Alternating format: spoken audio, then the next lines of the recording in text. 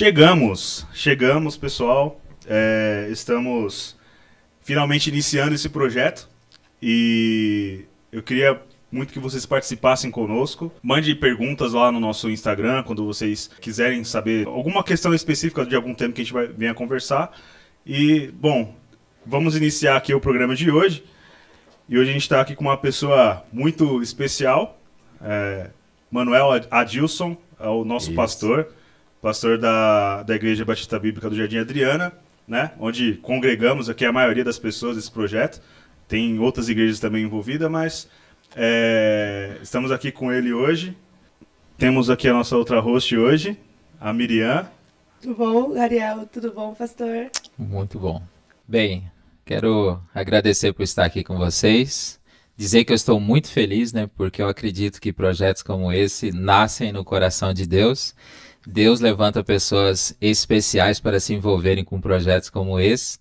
Quero dizer que tenho orado por vocês já há um tempo e hoje estamos aqui. Isso é uma realização daquilo que Deus faz ao levantar pessoas, capacitar pessoas.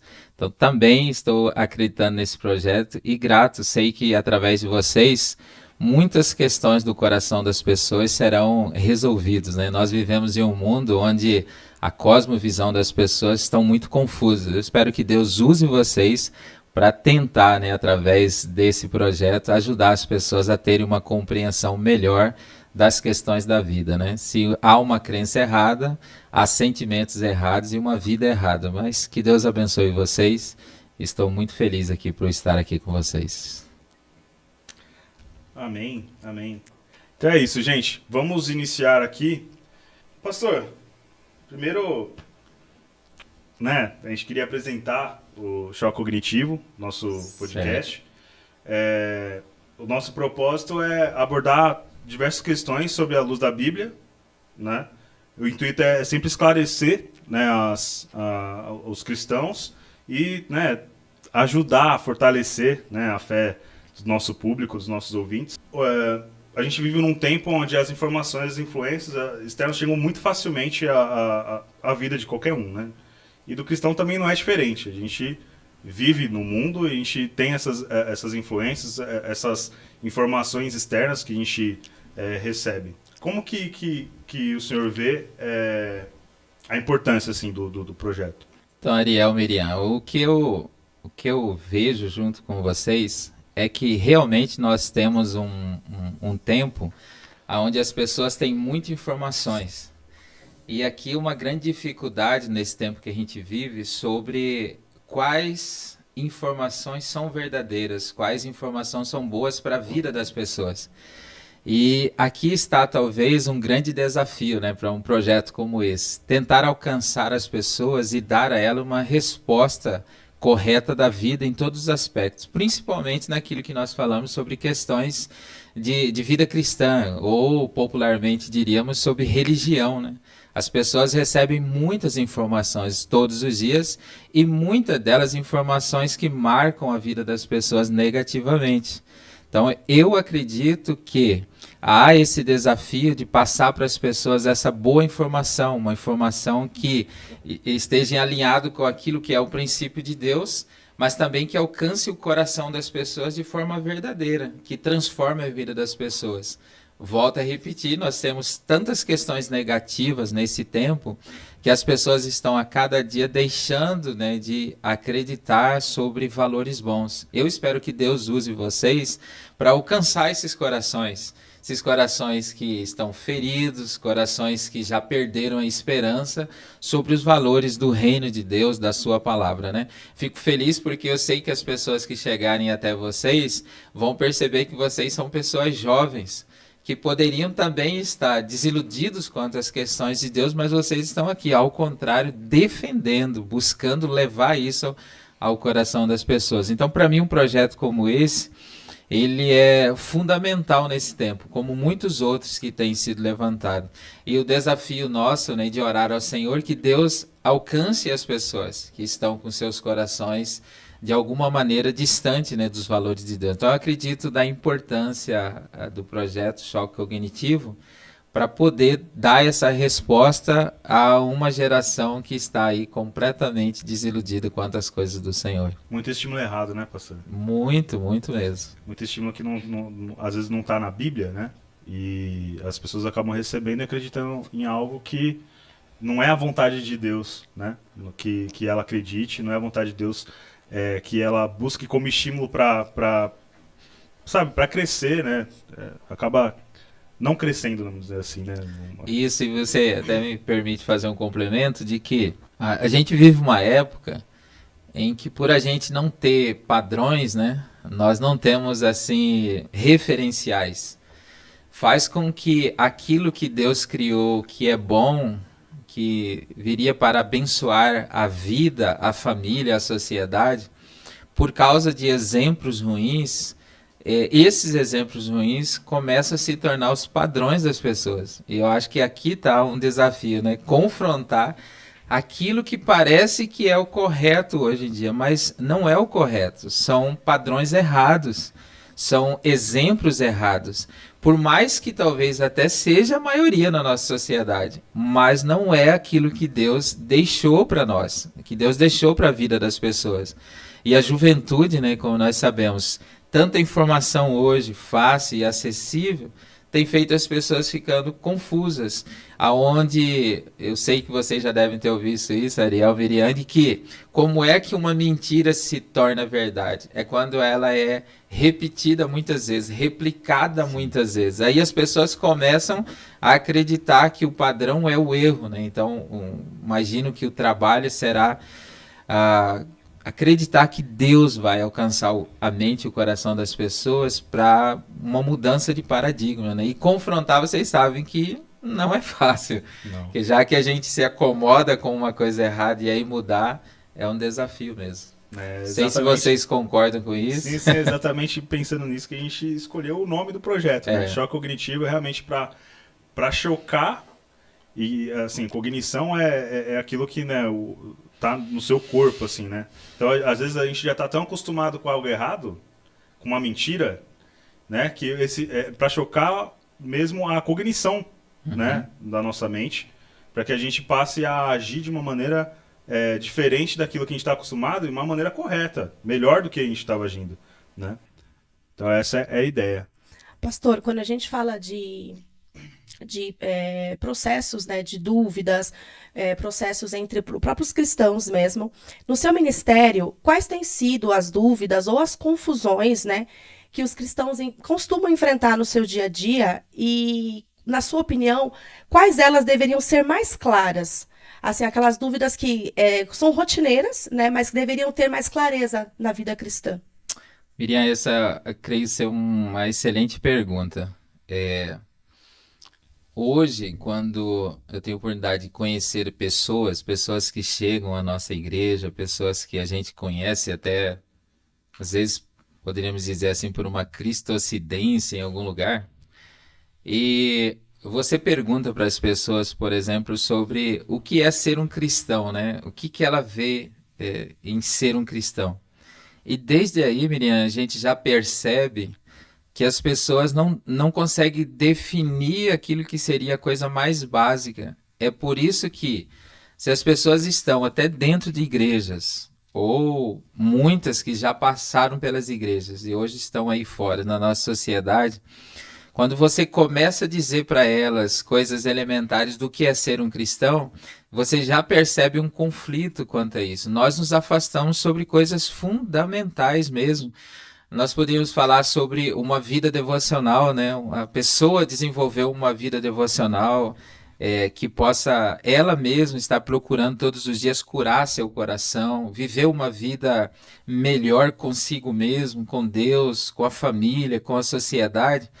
E você percebe que por algum motivo, que seriam muitos, né? Se a gente começar a pensar sobre isso, as pessoas se afastaram completamente. Então nós vemos as pessoas não tendo vida devocional, que isso significa ler a Bíblia, orar, ter práticas de jejum, de contemplação, e isso faz com que a gente comece a armazenar em nossos corações coisas que nos afastam. Então eu diria para você que um dos desafios do ministério é levar as pessoas hoje a se convencer sobre o que é ser um cristão. Quais as características principais? Se a gente não começar por aí, fica muito difícil a gente falar de qualquer outra coisa, porque hoje nós, quando vamos falar sobre princípios da família, que são revelados nas Escrituras, você percebe que as pessoas têm dificuldade. Por quê? Porque há muita mentira sendo dita sobre o que é ser família, como ser família,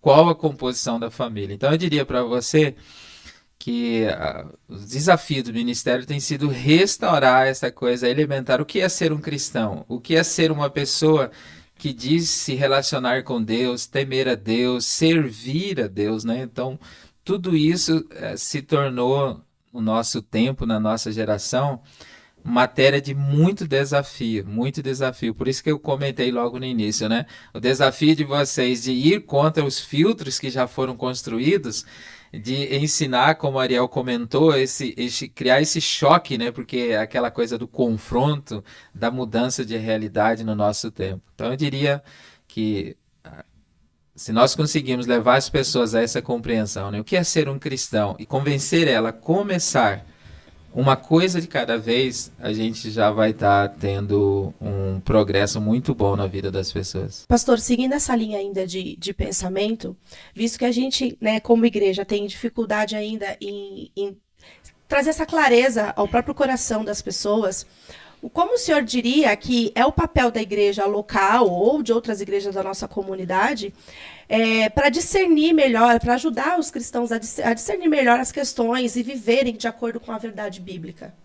Olha, eu creio que a sua pergunta, ela já até traz parte da resposta, né? Nós passamos por muito tempo viver um cristianismo e uma realidade onde as pessoas falavam muito sem conviver e demonstrar isso a partir da sua vida, porque nós vemos que o próprio Cristo, né, o próprio Jesus, que é o nosso modelo, ele caminhou, podemos dizer assim, que é essa questão de andar com outras pessoas e demonstrar a partir da sua própria vida um caminho melhor, um caminho mais excelente. Então, eu diria para você assim que a igreja tem esse papel e existem muitas formas hoje que as igrejas estão restaurando de poder não só ensinar assim do falar, né? Mas como nós sabemos assim demonstrar, ser exemplo para essa sociedade. E para isso a igreja precisa deixar de viver só dentro das quatro paredes, né? Que é um desafio, inclusive para a nossa igreja local, desafiar as pessoas a viverem aquilo que professam no domingo, viverem isso nos outros dias e nos outros lugares onde as pessoas estão. Então tem sido um desafio, inclusive para a nossa igreja local aqui, fazer com que as pessoas entendam que a vida cristã vai além, né? E é muito mais do que só falar. Para isso, a igreja do nosso tempo, a igreja da nossa geração, precisa, assim, de todo o coração mesmo, retornar, né? Para começar, assim como Cristo, demonstrar para as pessoas como é de fato viver o cristianismo. Você mesmo deve concordar. É difícil para nós, numa geração tão egoísta, falar sobre abnegação, né? As pessoas não querem mais saber disso. Nós queremos, você pede uma comida, se o entregador demorar um pouquinho mais do combinado, você já se irrita, já dá uma nota baixa, já questiona, porque tudo se tornou muito acelerado. E a vida não é assim. A vida não é assim. Então, a mudança, eu diria para você, eu mesmo, quando olho para a minha vida, sei que a mudança em algumas áreas da minha vida levou tempo. E quando eu olho para a minha própria vida, eu começo então a ter um pouco mais de sensibilidade, flexibilidade com as pessoas que eu vou conviver. E a igreja precisa, né? Nós vivemos um tempo que eu sei que Deus está curando a igreja, em que nós não tínhamos paciência com as pessoas, porque na verdade nós queríamos esconder a nós mesmos, né? E eu vejo que Deus está com muita graça e misericórdia, Miriam, nos ajudando a perceber que a gente pode mudar, mas que essa mudança começa em nós mesmos, né? Não sei se eu respondi aí a sua pergunta. Respondeu sim. Sim, não tem vida cristã sem relacionamento, abnegação, sem... É isso mesmo, Ariel. Se a gente olhar a vida de Jesus, Jesus se relacionou, né? Não tem como... Verdade. Não tem como as pessoas simplesmente se enfiarem em casa e dizer que é cristão. Não é aquele isolamento, né? Com a ideia, eu me exatamente. isolo, eu sou espiritual. Não, Ou praticar só dentro de casa, né? O É cristianismo. fácil, né? a espiritualidade, na verdade, ela é demonstrada a partir dos relacionamentos, né? Exatamente, exatamente. E geral, né? Não só Sim. com aqueles que professam a mesma fé, né? Mas você tem que ter um relacionamento para alcançar outras pessoas também. Verdade, Quantas verdade. e quantas vezes, né? Jesus não fugiu do normal ali, que os discípulos tantas e tantas vezes questionaram, mas pô, Jesus, você vai conversar com ela? Com ela é... Sim, verdade. Muito bem observado. Pastor, quando se trata de teologia, questões cotidianas, né? Como que a gente consegue diferenciar o que é essencial para a fé cristã, né? O que é a essência do evangelho, e o que pode ser interpretado de formas diferentes, né? O que pode ser debatido sem perder a essência do evangelho. Olha, aí a gente volta, parece que eu estou sendo redundante, naquilo que eu já disse, Ariel. Nós temos dificuldades de falar sobre aquilo que é essencial porque nós nos afastamos do que as escrituras dizem. E com isso as pessoas foram construindo seus próprios pensamentos. Eu acho, eu penso, né? Então a gente tem dificuldade de dizer assim diz o Senhor, está assim nas escrituras. Por nos afastar dos valores revelados na escritura, todo mundo passou a ter suas próprias convicções.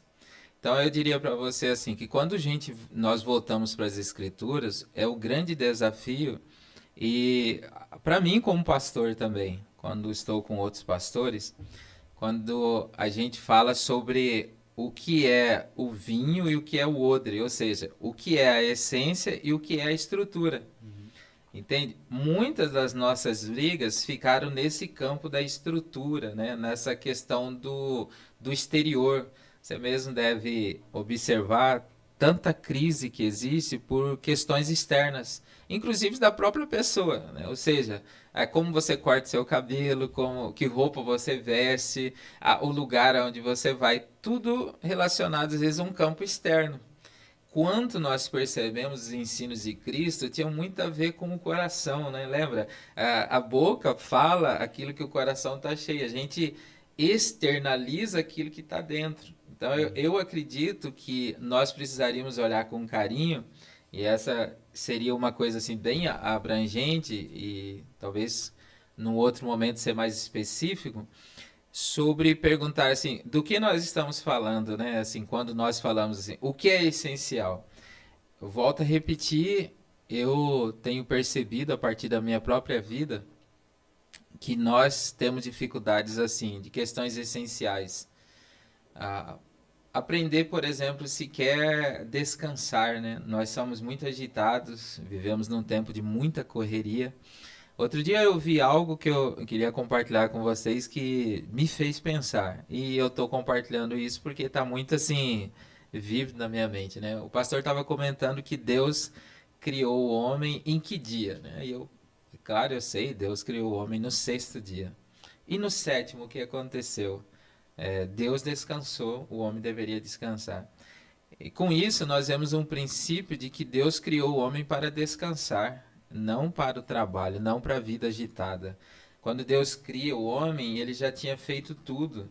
Então, no sábado, o homem já descansou. Então, quando a gente fala isso com as pessoas, nós percebemos assim, eu acredito que é essencial nós termos uma vida sadia, aprendendo, por exemplo, a descansar. Porque no dia do descanso a gente deveria refletir da nossa caminhada, refletir como nós estamos vivendo a vida cristã. E hoje você é empurrado, mesmo dentro das igrejas, a ter muita programação, muita agitação, muito tempo gasto, muita preocupação. Penso que aí já está uma das coisas que faz, Ariel, que a gente esteja tão distante do que é essencial. Porque quando a gente começa a acreditar que Deus se importa só com o que a gente faz e não com aquilo que a gente é, nós já passamos e fomos enganados, porque Deus é Ele quem faz, é Ele quem capacita. Vê vocês, projeto como esse, né, que eu tenho orado e acredito que foi Deus que colocou no coração de vocês. É Ele que vai estar à frente, é Ele que vai ajudar, é Ele que vai levantar pessoas como levantou vocês, é Ele que trará os recursos que vocês precisam. Mas para isso você precisa manter bem a sua comunhão com Ele, para que você possa ouvir a Ele, não as demandas que vão surgir. Então, quando a gente fala sobre aquilo que é essencial e aquilo que a gente poderia mudar, eu diria assim, a gente deveria pensar assim, poxa, o que é externo que a gente está dando tanta importância e aquilo que é interno que a gente está deixando de lado e está perdendo por isso, né? A igreja precisa pensar melhor sobre isso. Eu até, assim, com essa fala que o senhor trouxe, né, falando sobre as escrituras, seria o tema do que eu iria falar agora, né, que é como que afeta negativamente. Eu acho que é exatamente dessa maneira. A gente distante das escrituras, né, da palavra de Deus, afeta no que a gente é. A gente nem sabe, né, o que a gente é, o que a gente deveria ser, o que Deus espera da gente. Eu acho que isso é o que mais afeta um cristão, mesmo ele estando dentro da igreja. Concorda com isso? Olha só, perceba que na vida a gente gasta tempo, né, diríamos assim, tempo e recurso para nos preparar para tudo. Uhum. Qualquer um de vocês, imagino vocês que já fizeram ou estão aí dedicando suas vidas para ter uma formação, um diploma, que é muito bom. Você gasta anos de estudo, muito recurso. E quando a gente fala sobre vida cristã, parece que alguma coisa aconteceu, que as pessoas são enganadas e que isso acontece por acaso, né? Você, quando vai conversar com as pessoas, como a Bíblia foi escrita, quanto tempo levou, em que situações as escrituras chegaram na nossa mão, as pessoas não querem gastar tempo quanto a isso. As pessoas não gastam tempo para cuidar do seu coração, como eu falei. As pessoas não gastam tempo para cuidar e nem estar com a sua família. E isso tem feito, Ariel, essa falta de dedicação realmente distanciar as pessoas. Porque mesmo as escrituras demandam tempo, demanda dedicação. Como você comentou, assim, muitas pessoas falam o que quer das escrituras e aí acabam ensinando o que a Bíblia não diz, porque não gastou um tempo adequado. E nós cristãos também, por não gastar tempo com as escrituras, estamos aceitando qualquer coisa que a gente ouve. Então nós perdemos um senso crítico, né? Por quê? Porque estamos gastando tempo e investindo naquilo que não é o mais importante. Então eu diria para você, concordo plenamente, acho que todo cristão deveria pensar melhor um pouquinho quanto a isso, né? O que eu estou ouvindo, naquilo que eu realmente acredito, há um fundamento quanto a isso, né? E eu sei que um dia vocês vão falar sobre isso, mas a Bíblia, ela demanda estudo, demanda interpretação. Na Bíblia você tem poesia, e poesia revela sentimento, né? Sentimento, você até vai falar algo que daqui a pouco você vai se arrepender. Quem de vocês já na hora de estar com a cabeça quente, ferido, chateado, ou até mesmo num momento de muita alegria, né? A gente pode expressar algo que não pensou bem. A Bíblia é assim também. A Bíblia revela momentos de dor, a Bíblia revela momentos de muita tristeza, como nós conhecemos o livro de Jó, mas a Bíblia também revela momentos em que expressam a confiança, como do apóstolo Paulo, que diz para nós que em Cristo Jesus nós somos mais que vencedores. Ele não estava dizendo que nós não vamos enfrentar lutas, né, que não temos dificuldades na vida. Então, eu só estou chamando a atenção para perceber que a Bíblia tem narrativa, a Bíblia tem formas de escrita e você não pode interpretar escritas, linguagem diferente de uma mesma forma, né? Por isso que nós precisaríamos também desafiar as pessoas na igreja e na sociedade. Talvez muito da crítica seja justamente por criticar algo que não conhece ou passar a não acreditar em algo que a pessoa não investiu tempo para conhecer bem. É igual você compra um produto, não lê o manual, e aí você vai usar ele de forma errada. E aí, depois de ter usado de forma errada, você vai lá e liga para assistência técnica e fala, o produto não presta, isso não serve, né? Eu quero meu dinheiro de volta. E faz o marketing negativo ainda. Isso, mas aí quando a pessoa lá interpela você sobre, você leu o manual, você viu como funciona, você seguiu as instruções, a Bíblia, poderíamos dizer assim que nós iríamos ter uma questão fácil, mas ao mesmo tempo difícil, porque a Bíblia diz que o Espírito Santo nos ajuda, mas o Espírito Santo não vai nos ajudar se a gente não parar. E a gente vive tão agitado que aí a gente ouve tudo menos de fato a voz do Espírito Santo. Então eu penso que está faltando um pouco mais de dedicação, né, de preparo para que compreender as Escrituras. Eu defendo, Ariel, eu acredito, Miriam, de que a Escritura, a Bíblia, ela tem todas as respostas para todo homem e ao homem todo, em todas as áreas da vida. Por um tempo se criou a ideia de que a Bíblia é só para o lado espiritual. Ah, não, para o lado emocional não é a Bíblia que tem respostas. Eu não creio assim. Creio que isso, né, lá na frente vai ser um tempo para vocês discutirem aqui, né, com pessoas preparadas nessa área, que vão dar todas as respostas. Eu acredito que a Bíblia está aí para dar todas as respostas que nós precisamos em todas as áreas da nossa vida. Mas, para isso, precisamos entender. Nós sempre dedicamos tempo, Ariel, e recursos para aquilo que realmente é importante. Ô, pastor, nós podemos até dizer que, baseado nessa linha de pensamento, é por isso que as pessoas têm consumido tanta coisa que é incoerente, tantas coisas que não são verdades bíblicas. Sim. Porque quando não tem a leitura, não tem a dedicação, não tem o cuidado, a atenção, qualquer coisa que é falado para você, você toma aquilo como verdade. E aí volta aquela frase do início de não ter pessoas que são exemplos, não tem pessoas que tratam a Bíblia como verdade.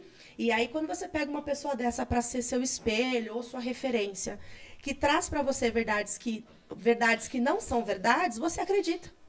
Porque você não tem o cuidado, você não tem o conhecimento, você não tem o estudo, a dedicação. E aí aquilo que a pessoa que é sua referência bíblica, né, ou referência de vida cristã fala, tá certo. Tá tudo muito certo. Olha, que interessante. Você vê, toda pessoa, né, Miriam? Toda pessoa, ela, às vezes, ela diz assim, olha, nós temos um meio cristão falido. A gente poderia dizer assim. As pessoas falam, eu não creio em Deus, eu não creio nas pessoas.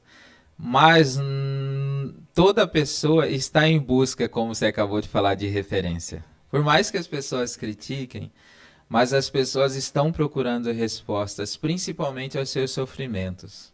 Por isso nós temos aí uma geração onde as pessoas estão tão dependentes, né, de remédios, porque na verdade nós queremos respostas e muitas pessoas estão encontrando respostas que nós acreditamos não trazer a solução que elas precisam. Mas de fato, mesmo as pessoas que são tão críticas, no fundo, elas estão buscando um referencial. E por isso que eu acredito que esse projeto ele será uma bênção para o reino de Deus e também para aqueles que não estão envolvidos nesse reino, para encontrar respostas que elas precisam.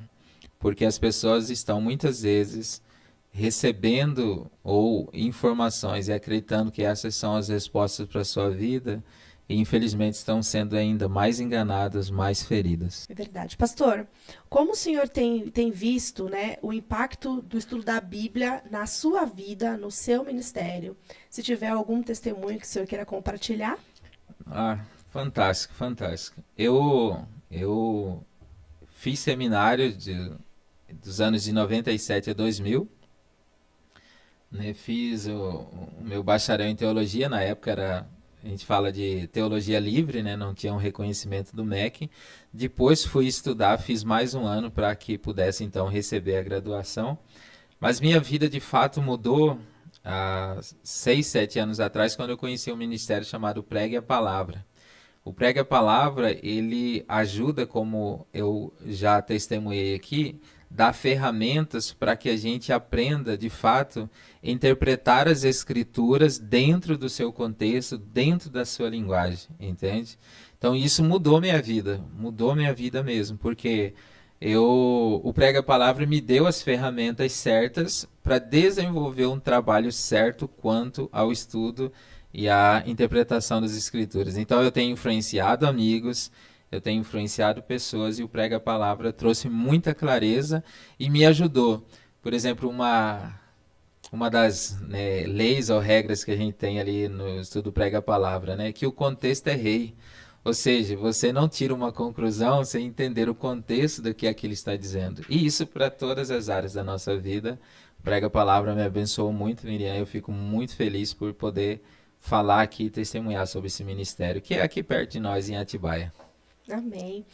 Que conselho o senhor daria para um cristão, né, que está passando por um momento de dúvida ou incertezas na fé? Como já afirmei aqui, restaurar as coisas elementares, né? Voltar a acreditar que Deus fala conosco em primeiro lugar através da Bíblia, desenvolver a prática da oração e, mesmo na sua frustração, orar a Deus e acreditar, por exemplo, se você está ferido, hoje está fora de uma igreja, ore a Deus para que Deus mostre para você uma igreja bíblica, uma igreja saudável, independente de placa, de denominação, mas pedir a Deus, pedir ao seu Espírito que conduza você a uma igreja bíblica e, através da sua própria devoção em casa, lendo a Bíblia, orando, eu creio que Deus vai dirigir você a encontrar um local, como nós acreditamos, que a igreja ela é esse ambiente onde nós podemos de fato viver o amor de Deus. Como já foi dito aqui, Ariel mencionou lá, né, que nós não vamos conseguir expressar vida cristã fora desse ambiente que a própria Bíblia chama de o corpo de Cristo, né? É no corpo que se movimenta, é no corpo que a gente abraça, é no corpo que a gente cuida. Então, todo o cuidado que as pessoas estão precisando, todo o exemplo que as pessoas estão precisando será restaurado quando elas encontrarem uma igreja sadia, que ensina as escrituras como a Bíblia tem que ser ensinada, não simplesmente para massagear o ego, mas para transformar o nosso coração. Nós precisamos desse ambiente. Bom o papo. E antes da gente terminar, pastor, o senhor gostaria de convidar quem está nos ouvindo, né? Lógico que a gente está na internet, vai ter gente de vários lugares, né? Mas o senhor gostaria de convidar para os nossos cultos na igreja, que o senhor pastoreia. Se quiser apresentar também os canais, né, de comunicação, tem Instagram, YouTube, do senhor também, por favor. Isso. Não, a gente fica muito feliz, Ariel, quando temos a oportunidade de divulgar isso, mas, assim, só queria deixar isso assim, bem destacado, né, que através do choque cognitivo, através da nossa própria igreja, né, que as pessoas entendam que o objetivo principal não é falar de um reino próprio, né? A Igreja Batista aqui no Jardim Adriano, é claro, está de portas abertas para receber. Temos lá o nosso canal no YouTube, no Instagram. Você procurava encontrar facilmente, né? A Manu, que está ali por trás das câmeras, que tem nos ajudado. É IBJA. IBJA GRU, né? Então você vai encontrar com muita facilidade. Nós teremos o prazer de receber qualquer pessoa que estiver aqui conosco, vier aqui, mas eu fico feliz porque o próprio choque cognitivo tem essa visão primária, né? Que é falar do reino de Deus. Nós não estamos querendo construir e defender um reino próprio, mas o reino de Cristo que está espalhado em toda a face da terra e é esse reino que faz com que pessoas como vocês decidam ser bênção sem imaginar onde isso aqui vai chegar. E que Deus abençoe vocês. Amém. O reino de Cristo é gigante, né? Assim, a nossa ideia é sempre que os convidados que a gente traga, né, ele possa falar do local onde é a igreja, dos canais de comunicação, mas não é para que procure exclusivamente qualquer um dos convidados ou a gente. Sim. Tá? É só que se você estiver ouvindo e não conhecer, quiser conhecer, é sempre Sim, bem-vindo. Será bem-vindo mesmo. Essa é a ideia que os ouvintes, né, o nosso público, sempre busquem, né, como o senhor disse, uma igreja sadia, que ensine a palavra, não necessariamente a nossa, independente de placa, né? O que a gente objetiva aqui, né, que o que a gente tem como propósito é o crescimento, o aprendizado de toda a comunidade cristã, né? E se a gente conseguir alcançar almas através desse projeto, glória a Deus. Verdade, muito bom. É esse o objetivo, tá bom? Bom, gente, acho que podemos finalizar. Né? Pastor, Legal, muito obrigado. Passou rápido, obrigado. rápido Eu mesmo. que agradeço mais uma vez, Ariel, Miriam, e assumo aqui um compromisso público, né, de estar aí orando por vocês, pedindo que Deus dê iluminação à mente de vocês e que vocês sempre entendam, né, que a melhor coisa da nossa vida é saber que Deus nos fez com um propósito de influenciar pessoas. E eu sei que Deus usará vocês e cada um dos irmãos que estão envolvidos aí. Deus abençoe. Sigam firmes aí. Amém. Obrigado. Miriam, tem alguma coisa para falar? Alguma consideração final? Nossas redes sociais, né, estão aqui. Nós temos Instagram, YouTube, Spotify. Então, assim, acompanha a gente, dá aquele likezinho bem interessante, acompanha, interage com a gente, manda pergunta, né, sugestões, às vezes de alguma dúvida que você tenha. Nós estamos aqui para isso, né, para compartilhar conhecimento e sanar dúvidas. É isso, pessoal. Então, choque cognitivo nas redes sociais. A gente precisa muito do público, né? A gente quer alcançar o maior número de pessoas. E paciência que de início a gente não vai ter tanta coisa ali. Estamos começando, mas a gente vai colocando cada vez mais conteúdo. E vem com a gente, embarca com a gente nessa, tá? O principal objetivo são vocês, o crescimento de vocês e almas, né? Que a gente consiga aprender para alcançar almas. Esse é o objetivo do reino, certo? É isso, pessoal. Muito obrigado. Até a próxima.